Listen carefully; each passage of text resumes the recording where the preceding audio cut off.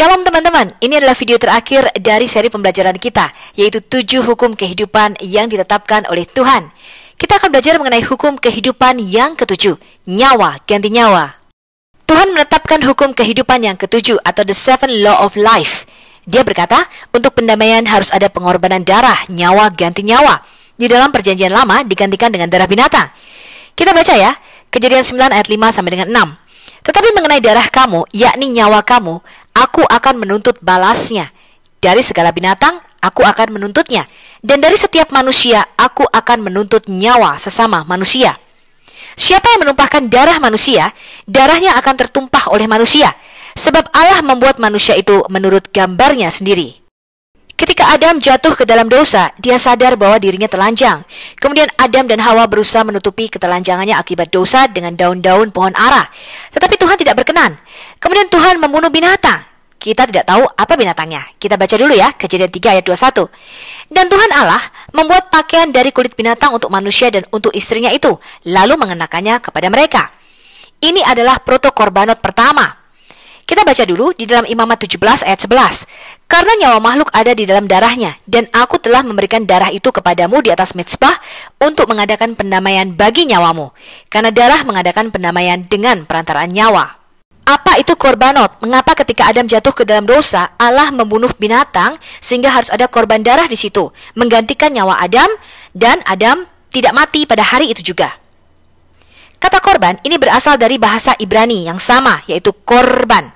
Dan ini bukan seperti dalam bayangan Anda identik dengan bahasa Indonesia. Korban itu artinya objek penderita. Bukan seperti itu, teman-teman. Akar bahasa Semitiknya adalah kaf, resh, dan bet, yang berarti dekat atau datang mendekat.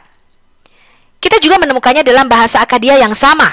Kata agriptu, artinya tindakan memberikan persembahan. Dalam bahasa Ibrani, ditemukan juga dalam sejumlah kosakata lainnya, seperti karaf, yang artinya dekat. Kerofim, kerabat. Dan juga bentuk kata kerjanya, grif, artinya dia datang mendekat, memberikan persembahan korban. Dan ini menjadi kata karif dalam bahasa Indonesia kita. Saudara karib, artinya saudara dekat kita. Jadi korban itu untuk datang mendekat kepada Tuhan sebagai pendamaian.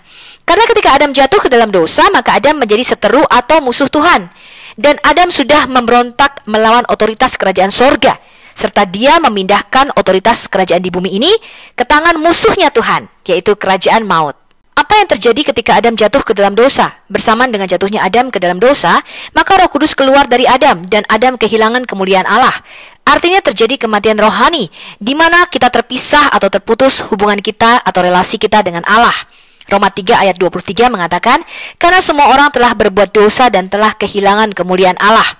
Karena itu, hal yang pertama dilakukan Yesus untuk memulihkan kita adalah menghembusi kita dengan Roh Kudus-Nya. Karena itu, Tuhan Yesus mengatakan, jikalau kita tidak dilahirkan kembali, maka kita tidak dapat masuk ke dalam kerajaan surga. Yesus berkata, sesungguhnya jika seorang tidak dilahirkan dari air dan roh, dia tidak dapat masuk ke dalam kerajaan Allah. Apa yang dilahirkan dari daging adalah daging, dan apa yang dilahirkan dari roh adalah roh.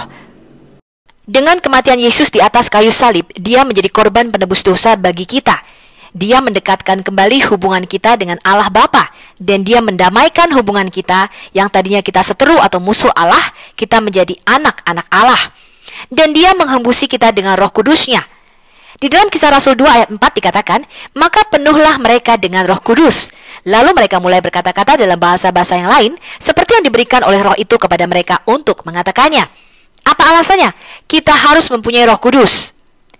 Yesus berkata, kamu akan menerima kuasa atau dunamis kalau Roh Kudus turun ke atas kamu. Dan kamu akan menjadi saksiku di Yerusalem, di seluruh Yudea, Samaria, dan sampai ke ujung bumi. Jadi Roh Kudus ini memberikan kita kuasa untuk membuat tanda-tanda dan mujizat untuk menyertai pemberitaan Injil. Hal yang kedua yang terjadi ketika Adam jatuh ke dalam dosa, ada ketakutan, ketelanjangan, kutuk, sakit penyakit, dan kematian masuk ke dalam dunia. Jadi penghakiman Allah telah dijatuhkan di taman di Eden, bukan nanti pada waktu akhir zaman. Bahwa kita semua harus mati. Dan setelah kita mati, kabar yang lebih buruk dari itu adalah kita akan dimasukkan ke dalam neraka kekal. Wahyu 20 ayat 14, Quran surah 19 ayat 71. Ini adalah kabar buruk itu. Maka Tuhan memberikan kita kabar baik, yaitu Injil. Yesus menebus kita di Taman Getsemani sebagai antidot dari kejatuhan Adam di Taman di Eden. Yesus mengalami ketakutan karena dia menggantikan apa yang dialami Adam yang pertama. Yesus ditelanjangi karena dia harus menjadi antidot dari ketelanjangan Adam yang pertama. Begitu pula, Yesus harus mati di atas pohon sebagai antidot kejatuhan Adam yang pertama dari makan buah pohon pengetahuan yang baik dan yang jahat. Yesus harus menebus di tempat di mana Adam jatuh dan gagal. Jadi jika dalam Islam, Muslim diajarkan bahwa penghakiman Tuhan akan ada di hari kiamat dan mereka ketakutan akan penghakiman ini, sehingga harus melakukan berbagai amal kebaikan untuk menambah timbangan amalnya, tidaklah demikian dengan kata Alkitab. Dalam pandangan Alkitab, dunia dan semua manusia sudah terhilang dan ditentukan mati serta masuk neraka kekal selamanya. Kita semua akhirnya harus mengalami kematian kekal, artinya terpisah dari Tuhan, sesuai dengan Quran Surah Maryam ayat 71. Ini adalah kabar yang buruk. Maka ketika Yesus datang, dia berkata, "Aku telah turun dari sorga supaya kamu mempunyai hidup, dan hidup dalam segala kelimpahannya." Hidup apa yang diberikan oleh Yesus? Yaitu kehidupan kekal, setelah kita mati, bersama Allah selamanya.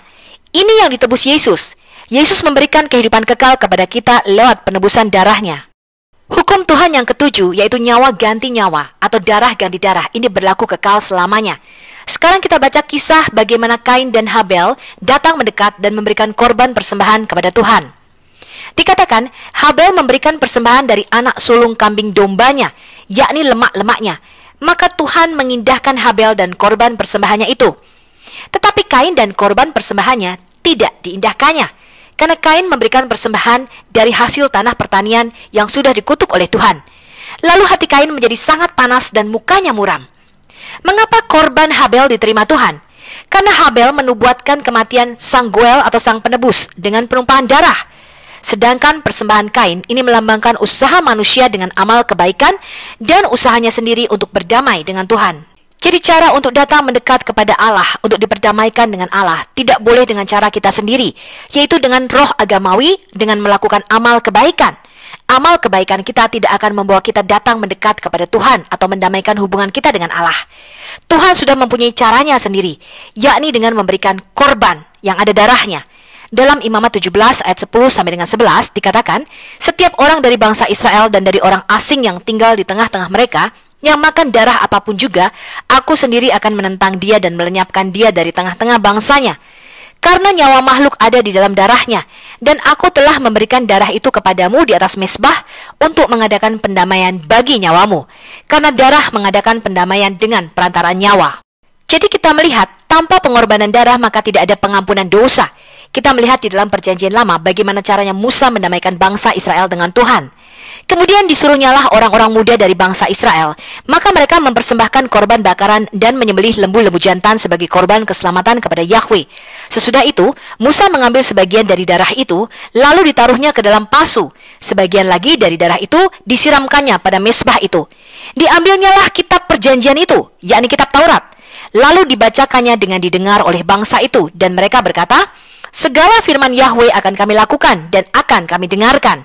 Kemudian Musa mengambil darah itu dan menyiramkannya pada bangsa itu serta berkata, inilah darah perjanjian yang diadakan Yahweh dengan kamu berdasarkan segala firman ini. Itulah sebabnya maka perjanjian yang pertama atau perjanjian hukum Taurat tidak disahkan tanpa darah.